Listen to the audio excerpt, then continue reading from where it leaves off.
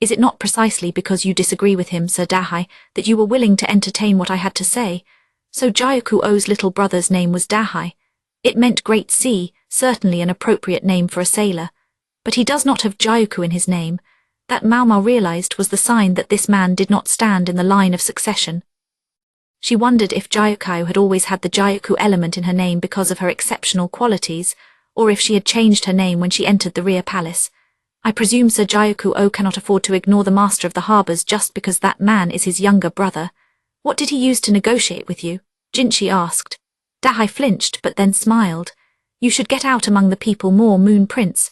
Then they might cease to believe that you are nothing but a figurehead. Get out among the people and do what? Would you have me paraded around like a portable shrine at a festival? Jinchi continued to look every inch the royal, but his tone had grown rather informal. He must have met this man several times before, though Maomao hadn't known about it. Otherwise, Dahai would never have dared to speak so frankly. My eldest brother tempted me with the rights to Sheo's ports. Currently, ships from other countries pay a great deal to use them. Products from many lands arrive in Sheo on numerous ships, and Sheo has them all over a barrel. They need those ports. My brother told me he intends to take the ports and put me in charge of them. I would clear at least this much easily. He held up 5 fingers to indicate the amount. Maomao couldn't even imagine that many zeros. And what? He may speak of giving you rights, but all I see is a drastic increase in your workload. As capable as you are, Sir Dahai, even you can't single-handedly manage 2 major ports with foreign ships coming and going, unless you have a plan for splitting yourself in half and becoming 2 people. Have you become a master of the immortals' arts without my knowing it? Jinchi was teasing and taunting him. Dahai's expression did not change. I have someone who serves as my right hand and my left and both feet. I'll let them handle things. You'd send your most valuable people to a land that seems set to become a battlefield. I'd heard mariners valued their shipmates, but perhaps I was misinformed. Now Jinchi was openly provoking the other man. What is he up to? Just witnessing this was enough to put Maomao's nerves on edge. It had to be taking a toll on both Jinchi and Dahai. Now I see why he wanted a charge. It had to be mentally and emotionally draining to keep up this conversation. Perhaps that suggests to you how important these rights are, Dahai said. Very well. Then what's keeping the rest of your siblings quiet? There can't be many carrots as large as those harbour rights. If anything, I would expect the opposite, that they would find the costs of invading another country unduly burdensome. After a moment, Dahai said, I have no doubt my brother explained to each of our siblings the advantages of supporting him. Maomao and Chu were still peeking from behind the curtain. They were out of mooncakes, and Chu had moved on to nibbling on a fried dough twist. Are you sure I should be seeing this? Maomao asked her. Sure, it's fine. No, I mean if Dahai found out, wouldn't he be upset? Maomao knew she would be if she found out that some ladies-in-waiting had been eavesdropping on secret conversations she'd been having. I think he's already upset just having to deal with the Moon Prince. His Majesty's younger brother may have a low opinion of himself, but he always manages to get the job done. True enough. Dahai had to be more than a dozen years older than Jinchi, but it was the prince who held the initiative in this conversation. It looked like he knew something important. Did Empress Gyuku give him some kind of inside information? No, wait. Jinchi placed a black lump on the table. Would this be the advantage you're talking about? It was some kind of rock. The glossy sheen on its surface made it look like obsidian, but it was. I believe in Isei province you call this the burning stone, Jinchi said. The burning stone. A stone that burns coal. Maomao remembered what Tousle Glasses had written in his letter. He said there was a mountain near the port in Sheo that produces coal. Take control of the port and one could and no doubt would start digging it up, yes? Jinchi asked. Then he said, I see that Isei province is more desperate for fuel than we are in the central region. Dramatic temperature differences between day and night, no doubt many deaths from freezing in the winter. Without much timber, your main sources of fuel are straw and animal dung, but the supplies of both are unstable. The suggestion that there might be a steady stream of fuel is one that could easily sway an entire family of siblings. Now here is the question. Oh man, I hate that look. Jinchi was making the face he always made when he was about to bring Maomao some kind of problem. She'd lost count of the number of times when, in the rear palace, she'd met that unctuous expression with the look of someone observing an upside-down cicada. Sir Dahai, neither you nor Sir Gyuku-O brought up the subject of coal. Why not? Jinchi asked. Ugh, I really hate that look. Maomao was starting to sympathize with Dahai. Jinshi could be brutal. He only acted when everything was ready and there was no longer any escape. Records show that there used to be mining in Isei province. It was a modest amount, I grant, but it was there. Now you no longer do it. May I ask why not? Can't a mine dry up? Dahai replied. Did it? Dahai studied Jinshi for a moment. What are you saying, sir? There was a hint of annoyance in his voice. Oh, nothing. I've simply been wondering what would happen if the central region were to reconsider the value of coal, and perhaps include it on our surveys. What do you suppose would happen if it turned out someone had been hiding coal that they should have been sending to us? Lahan's riddling letter had been a way to try to tell them that Isei province had a hidden coal mine. All reports of coal mining ceased 17 years ago. Did something happen during the chaos surrounding the Yi clan? I'm afraid I don't know, sir. You're telling me you've been using coal without knowing it. Is that an accusation? Dahai and Jinshi squared off. The easy friendliness of their conversation earlier only made this moment harder to bear. I've heard that the western capital's ironworks are thoroughly blackened. That happens when you make iron. True, ash is ash whether you burn wood or coal. Maomao thought she saw Jinshi glance in her direction for a split second. However, the smell cannot be hidden, can it? More to the point, we have confirmation of large quantities of coal being brought into the ironworks. Chu had told Maomao about coal's unique smell. It had led them to the ironworks where they collected indisputable evidence. Jinshi was very thorough. Dahai continued to play at being evasive, however. It's not so unusual to import coal from other countries. I question how you can be so sure our supply comes from Isei province itself. Perhaps you'd let me see your manifests then. Presumably any imported coal would have to come by ship. Jinshi's perfect lips curled into a smile. You seem willing to be much firmer with the younger brother than the elder. Dahai looked openly exasperated. When a person has proof, he can be as firm as he wishes. It was a bit of a fig leaf for the emperor's younger brother, but it was his way of signaling that he was not going to simply force matters using his authority. Besides, we do not have to make this difficult. I have an easy way out for you. After a long moment, Dahai said, I should have known I would never get the better of you.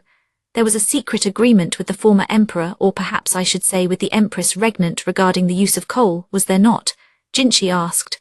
What would ever give you that notion? You have no idea how prickly the bean counters in the royal capital can get. The mere annihilation of an entire clan would never convince them that they should get less tax money than they did the year before. Maomao could just picture Lahan working his abacus, which he always carried despite the fact that he did all his math in his head.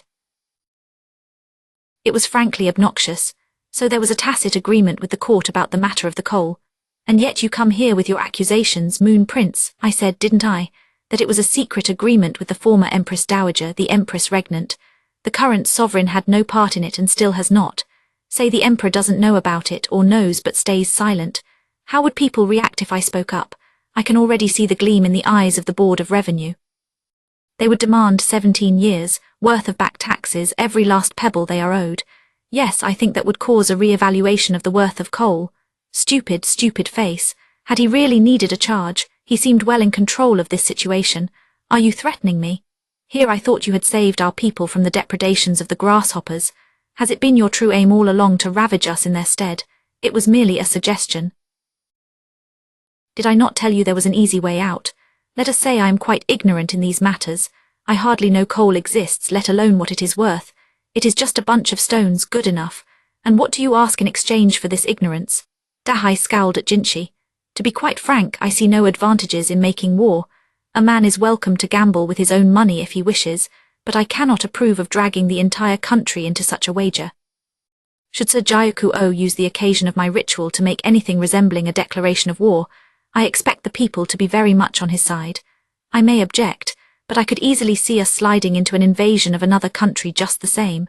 You are saying you wish me to stop my elder brother's plan, then? Precisely. If there is war, I think the consequences to you will be far more dire than an investigation into coal by the royal capital. But Sir Jyaku-o will be unable to make war without your ships to carry the invasion force. It was as Jinshi said. Maomao pictured a map of the region in her mind as best she could.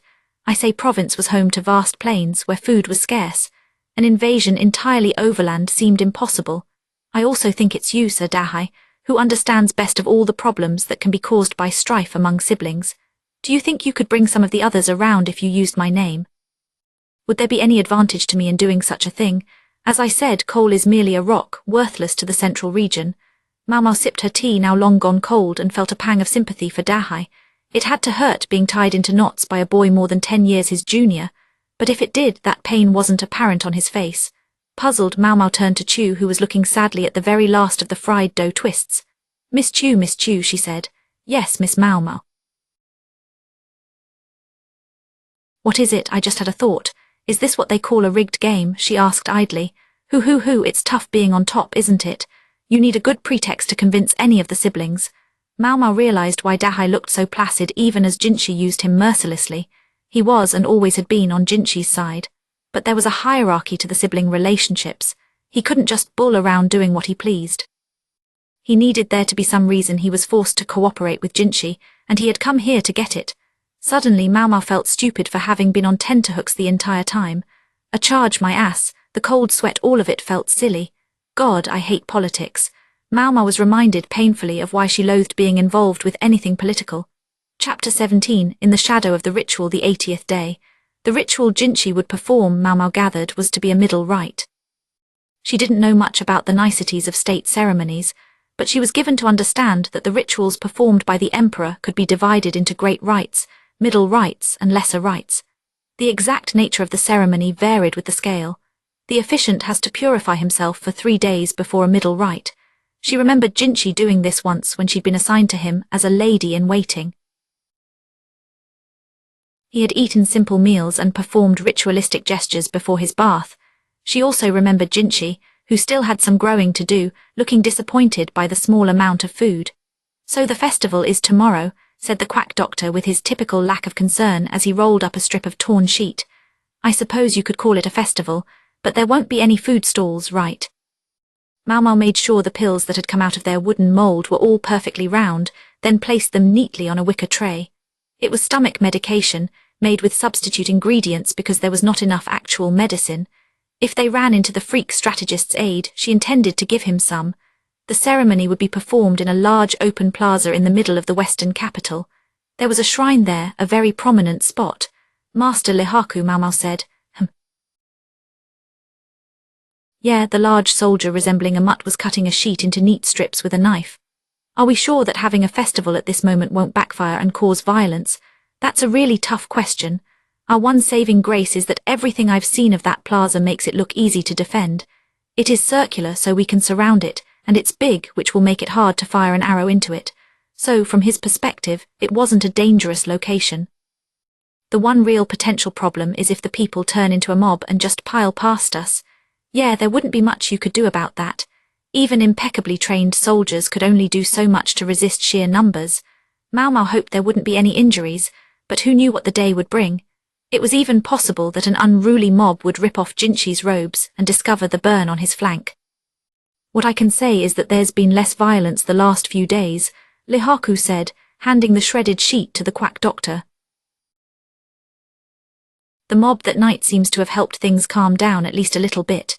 You mean because Master Jyaku-O spoke directly to the people? Aha, and it sounds like his younger brothers have been trying to talk people around as well. That must come from the brother Jinchi talked to. Jyakuan's family held control of every industry in the western capital. Anyone who went against them would find life in the city very, very difficult. Security's still tight, though. There are still people around claiming that it's the imperial younger brother's fault that the swarm broke out. As a soldier, Lihaku was kept abreast of each day's security preparations. Then Maomao asked the question that was bothering her most. How do you expect Master Jyaku-O to act during the ceremony? How would he behave, this man who lusted for war? Maomao didn't think he would just stand by quietly, checked by his younger brothers. She only hoped that he wouldn't launch into his speech in the middle of the ritual. We expect him to give a formal greeting, of course. For security, he will wait at the administrative office until his moment. It sounds like his speech will be at the end, after everything else is over. Using the administrative office as a staging area was perfectly understandable.